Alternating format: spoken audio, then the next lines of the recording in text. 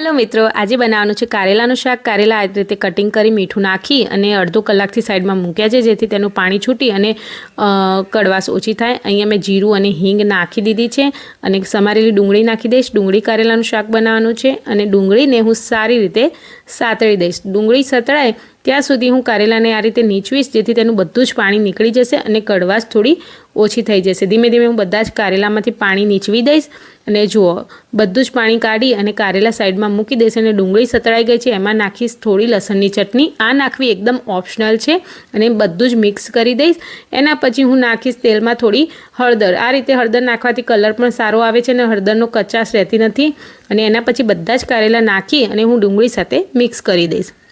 આ રીતે કારેલાનું શાક એકદમ સ્વાદિષ્ટ બને છે અને ઢાંકી અને ઉપરથી પાણી નાખી અને વરાળે બફાવા દઈશ। જુઓ થોડી જ વારમાં કારેલા બફાઈ પણ ગયા છે, કારણ કે મીઠું નાખેલું હતું, એટલે મીઠું નાખવામાં ઉતાવળ કરવાની નથી। અને ગોળ નાખીશ। ગોળ નાખવો પણ ઓપ્શનલ છે અને બધા જ મસાલા કરી દઈશ અને પછી એ ટાઈમ મને મીઠું ઓછું લાગ્યું હતું તો થોડું મીઠું એડ કરી દીધું છે અને મિક્સ કરી અને પાછું થોડું સહેજ પાણી નાખી અને પછી બફાવા દઈશ। અને જુઓ કારેલાનું શાક બનીને એકદમ રેડી છે। તેલ ઓછું નાખ્યું હતું, તેથી તેલ ઓછું દેખાય છે।